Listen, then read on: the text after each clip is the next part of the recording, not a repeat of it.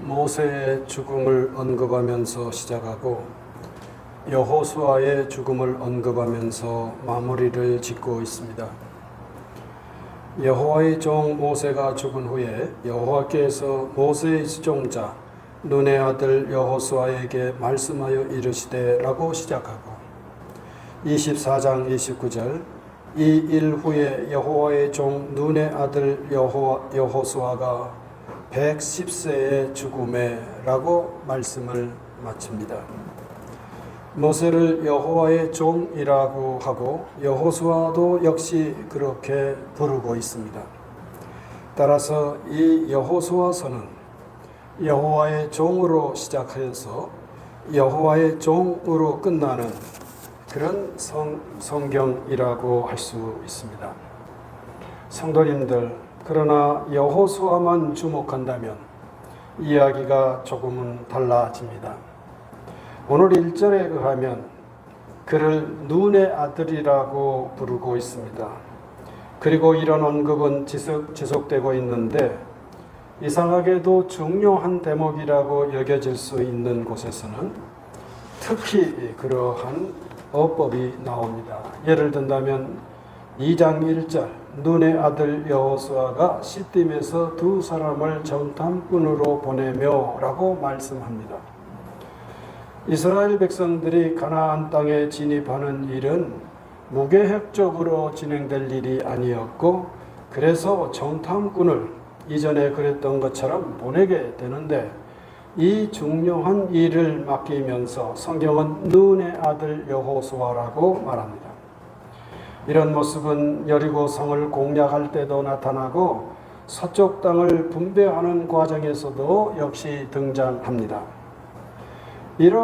그러나 이와 반대로 내용을 평범하게 진행할 때는 그냥 여호수아라고 말을 함으로써 눈의 아들 여호수아와 그냥 여호수아라고 하는 것을 우리는 좀 구별해서 보아야 함을 일깨웁니다. 이것은 예수께서 십자가를 앞두고 하나님을 아빠라고 부르는 것과 유사하다 하겠습니다.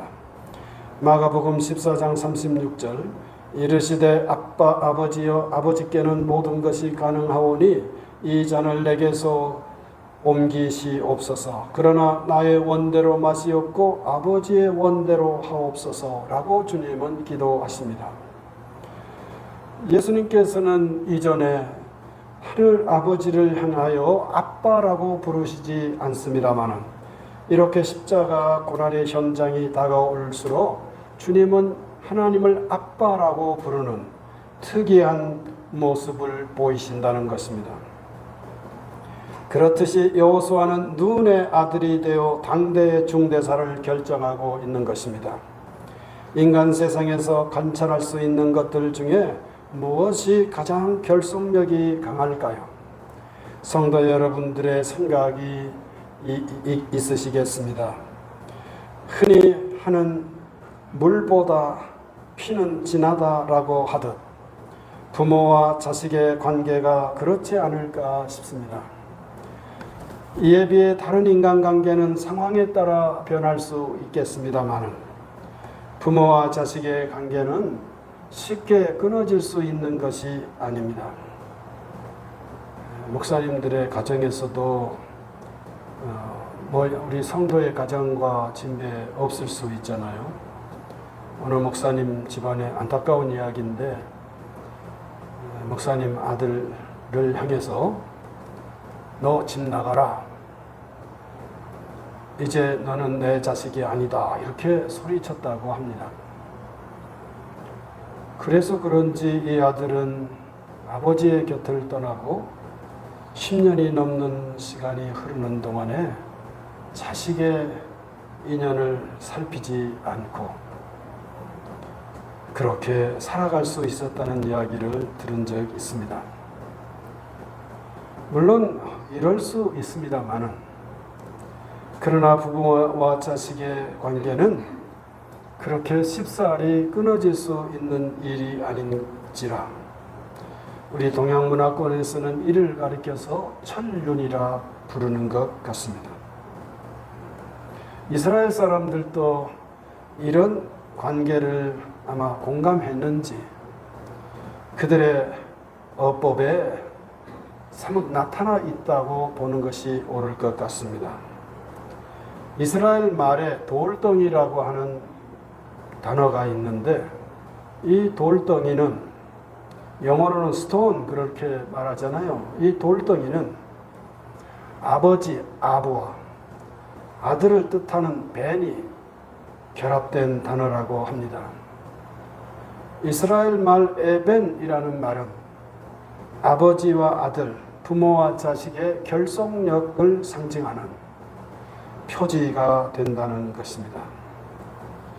여호수아는 아버지를 기억하며 아마 보통으로 살지 않았던 조상을 기억하면서 유달리 이 중차대한 지점에서 그는 아버지를 기억하면서 그 일을 감당했고 예수님 역시 십자가라고 하는 중차대한 일을 앞두고 하나님 아버지를 기억하시면서 그 십자가의 일을 감당할 수 있었다라고 말한 것은 지나친 이야기는 아니라고 생각합니다. 그리고 성경은 여호수아서를 마무리하면서 즉 그의 말년에 비로소 그를 눈의 아들만이 아니라 여호와의 종이라고 호칭함으로써 그에게 합당한 예우를 다하고 있습니다. 이렇게 함으로써 우리는 교훈을 얻게 됩니다. 우리 모두는 이 땅에서 육신의 부모를 덧입고 삶을 시작하지만 정말이지 인생 마무리는 여호와의 종으로 이루어져야 한다는 점, 바로 우리가 지닐 신앙의 내용이라고 믿습니다. 이것이 여호수아를 읽으며 여호수아서를 읽으며 우리가 얻게 되는 신앙적 유익이라고 믿습니다. 아멘. 이제는 그를 이름을 따라 생각해 보면 역시 이야기가 조금 달라지는 것을 느끼게 됩니다. 성도 여러분, 여호수아라는 이름과 예수라는 이름은 모두 구원하다는 뜻을 지니고 있기 때문입니다. 여호수아는 히브리식 발음이고 예수는 헬라식이 된다 하겠습니다. 따라서 우리 예수님에게 필적하는 일을 구약에서 꼽아보시오 라고 말한다면 단연코 우리는 여호수아를 지목할 수밖에 없겠습니다. 왜냐하면 같은 뜻을 지닌 이름이기 때문입니다. 그리고 두 분은 그 이름값을 온전히 감당한 까닭입니다. 여호수아 21장 45절 여호와께서 이스라엘 족속에게 말씀하신 선한 말씀이 하나도 남음이 없이 다 응하였더라고 말을 함으로써 여호수아라고 하는 신앙적 영웅, 모세의 뒤를 잇는 이 사람이 얼마나 성심을 다해서 자신의 삶을 감당했는지, 자신에게 주어진 몫을, 그 소명을 온전히 감당했는지를 여실히 보여줍니다. 요한복음 19장 30절 예수께서 신포도주를 받으신 후에 이르시되 다 이루었다 하시고 머리를 숙이니 영원히 떠나가시니라고 요한은 증거합니다.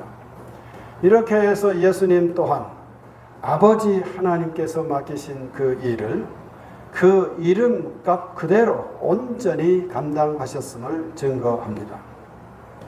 이스라엘이 약속의 땅 가나안에 안착하도록 이끌었던 여호수아는 예수님에게 그 이름을 전승하여 구세주로 하여금 온 세상을 구원하는 길을 예비했다고 할 수 있겠습니다.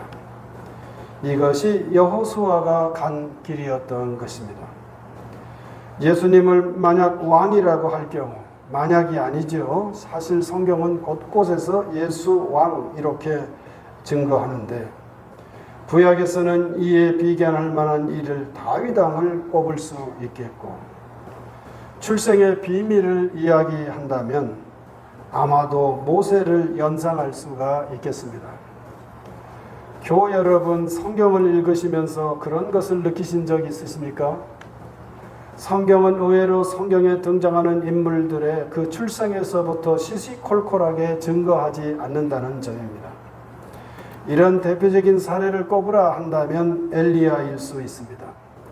우리는 엘리야의 어린 시절이 어떠했으며 그 어린 시절 중에서 그들의 부모는 누구였는지 일체 언급이 없이 그가 등장해야 할 그 마땅한 시점에 그냥 엘리야를 소개할 뿐 그 이전의 삶에 대해서는 전혀 관심을 기울이지 않는다는 점입니다.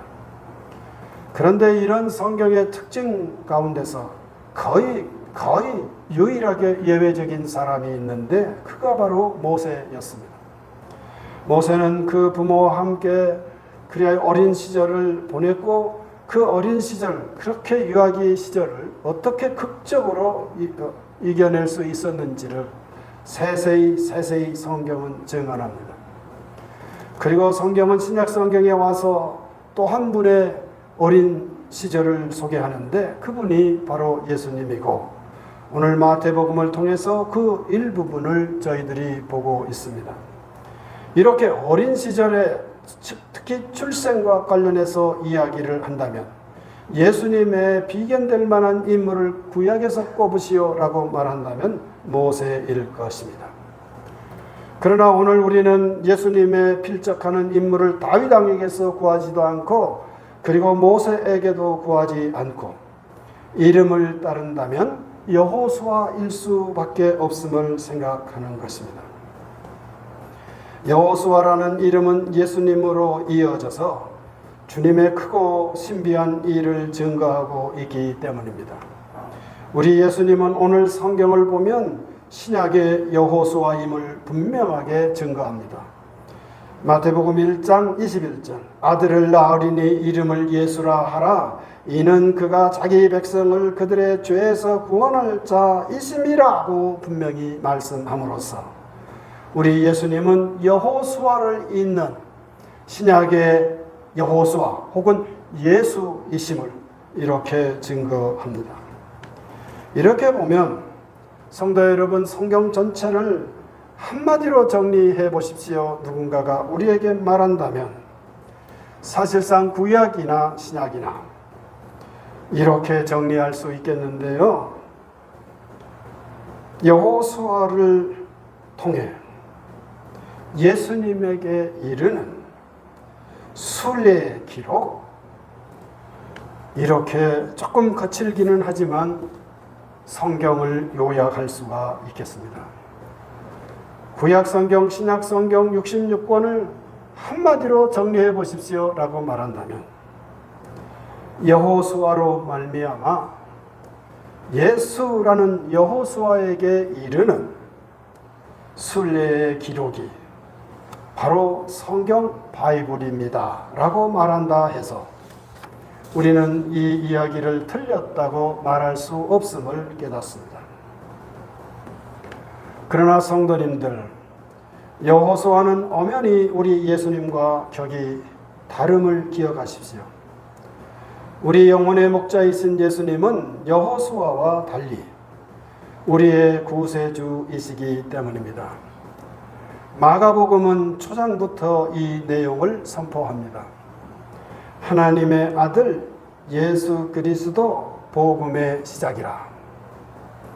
복음, 우리가 소원하는 기쁜 소식, 굿 뉴스는 무엇을 구원으로 하며 무엇으로부터 시작하는가라고 할 때 오늘 마가복음은 이에 대한 답을 한 것입니다. 하나님의 아들 예수 그리스도 복음의 시작이라. 하나님의 아들, 눈의 아들이 아니라 하나님으로부터 오신 독생하신 아드님이심을, 즉 예수님이 말입니다. 이렇게 믿는 일은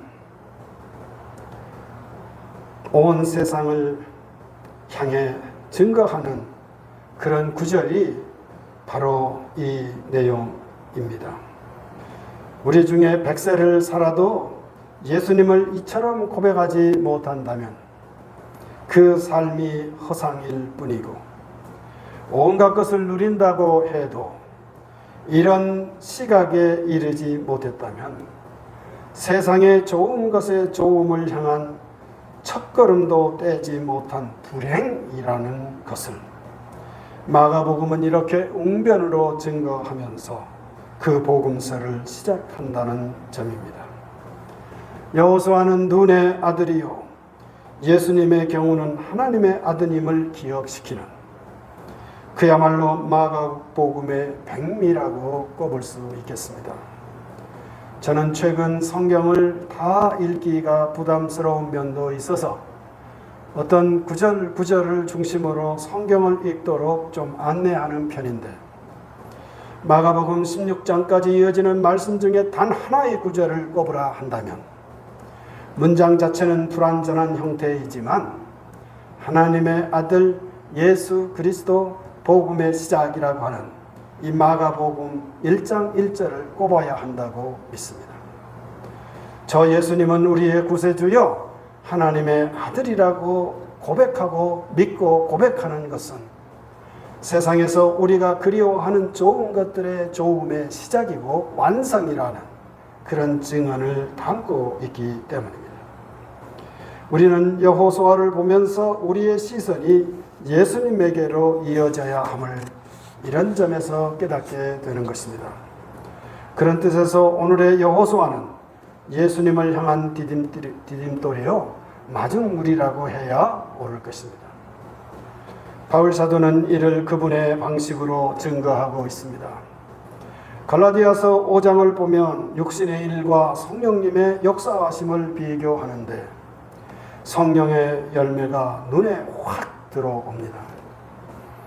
사랑, 희락, 화평, 오래 참음, 자비, 양선, 충성, 온유, 절제.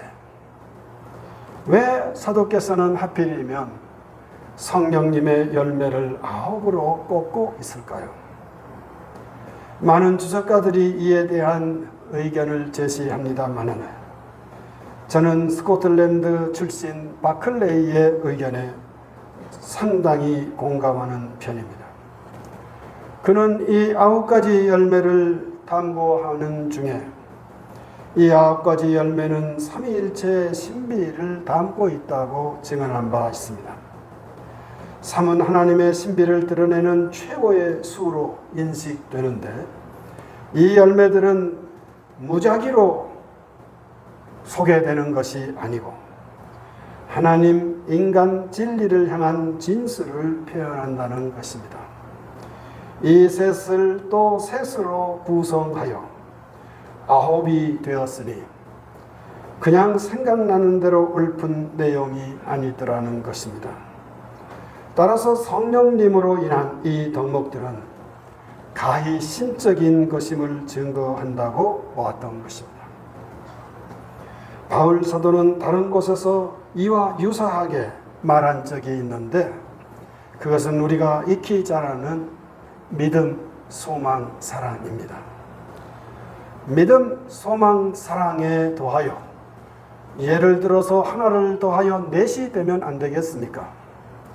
혹은 셋을 더하여 7개가 되면 아니 되겠습니까?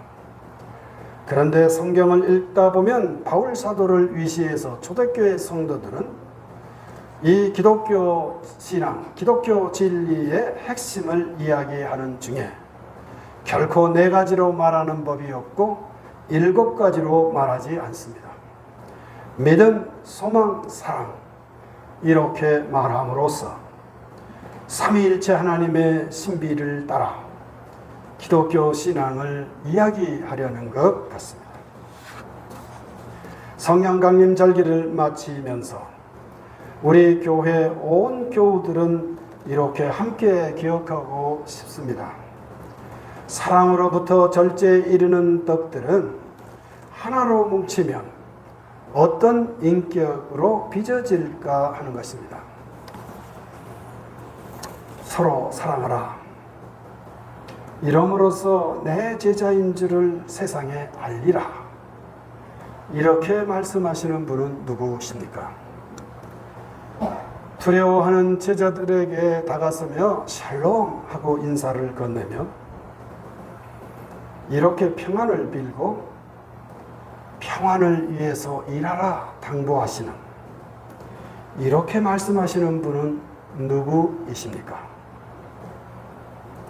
신랑이 있을 때 금식하지 않으며 지금은 기뻐하고 마음껏 먹고 마실 것을 당부하시는 분, 그래서 스스로 기뻐하실 뿐만 아니라 제자들과 함께 기뻐하라 기뻐하라 바울 사도처럼 그렇게 소리치지 않으셨지만 그의 삶 속에 우울함이 깃들어 있지 않으신 분, 그분 존재 자체가 기뻐 넘치는 분, 그분은 누구십니까? 저는 지난 주중에 어느 교우로부터 천만 뜻밖의 이야기를 들었습니다. 세상에 슬픈 사람들이, 물론 기뻐하는 사람도 많이 있지만 슬픈 사람들도 있겠잖아요. 그런데 진짜 슬픈 사람들이 있다는 거예요. 그건 누군가 했더니 시어머니들이래요. 우리 시대의 최고로 슬픈 사람들은 시어머니들이래요. 우리 중에도 시어머니들 계시겠습니다만은 그냥 넓은 그 맥락으로 받아주시면 고맙겠습니다. 이 시어머니들의 좀 부족함이 있는 것 같아요. 왜냐하면 이전 시대를 살았기 때문에요. 근데 요즘에 며느님들은 신세대잖아요.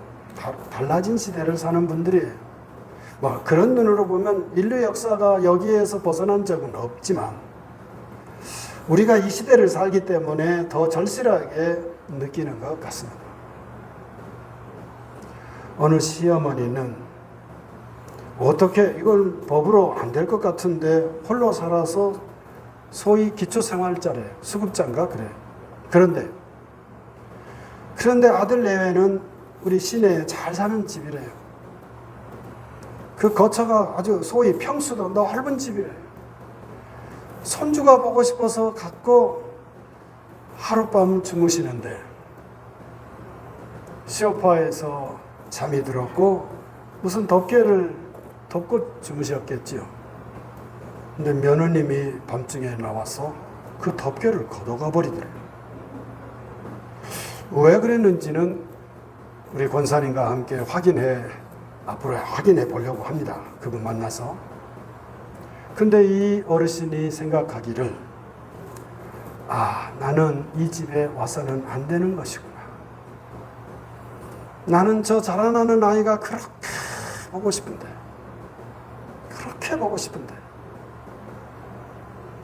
나는 저 아이를 쉽게 마주하기가 어려운 모양이구나. 탄식하면서 그래 우리 농담 있잖아요. 요즘 아파트들 전부 어른들이 읽기 어려운 아파트 이름들을 짓잖아요. 길어야 잘 팔린대요. 어쩌면 그 아파트 이름을 짓는 이 녀석들이라고 제가 해보겠어요. 이 녀석들, 우리 좋은 말도 많은데 그 이름 뜻도 자기들도 모르는지도 모르겠어요.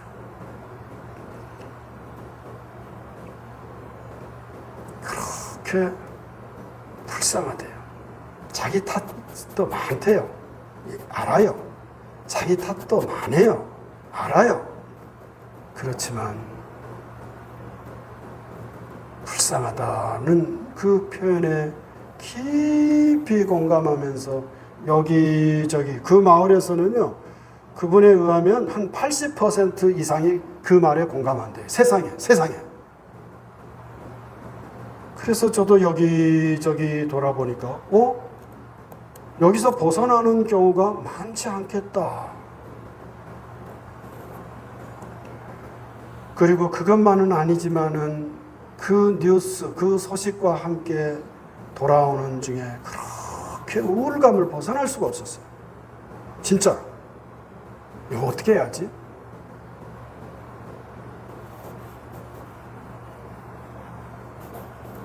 그리고 하룻밤을 지내도 그 우울감을 벗어날 수가 없어. 그 뒷날 우리 상빈 씨가 가끔씩 저한테 전화하는데, 나 우울하니까 전화 좀 그만하세요. 그랬어요. 그러면 맥주 마시세요. 아무리 이상빈 교우가 우리 교회에 오신 지가 얼마 되지 않았다 해서 목사한테 맥주 마시시오 하고 권유하는 것은 말이 안 된다 그래서, 에이 이 사람 그러시오 그랬어요. 그랬더니 바로 전화해서, 목사님 이것은 제 얘기가 아니고 마틴 루터의 이야기입니다. 아니 마틴 루터가 헛소리 하나? 그랬더니 그 증거를 저에게 보내주셨어요. 독일 사람들이 맥주라는 음료를 술로 여기지 않기 때문에 바울 사도가 디모데에게 하듯 아마 한 것인 것 같습니다. 제가 아직 자세히 살피진 않았어요. 맥주라도 마셔서 이 우울감을 벗어날까요? 그런데 우리 예수님은 그러하지 않았어요. 예수님은 아주 희락이 넘쳐서 자기 존재감의 그 존재의 그 뜻을, 그 의미를 아주 충만하게 느끼면서 그렇게 살아가신 주님이셨어요. 신랑이 왔고 혼인잔치에서 무슨 금식이냐, 기뻐하고 즐거워하라, 이렇게 말씀하셨어요. 이미 대답을 하셨는데 물음을 방식으로 이분은 누구십니까? 이분은 누구십니까? 이분은 누구십니까? 제가 말하려 했는데 답은 예수님이십니다. 결국 이 9가지의 덕들을 주목하면, 아 그렇구나, 이 9가지의 덕들을 온전히 구현한 분은, 혹은 이 덕들을 추구하는 사람들은 결국 다다르게 되는 인격이 계시는데 그분이 예수님이시다.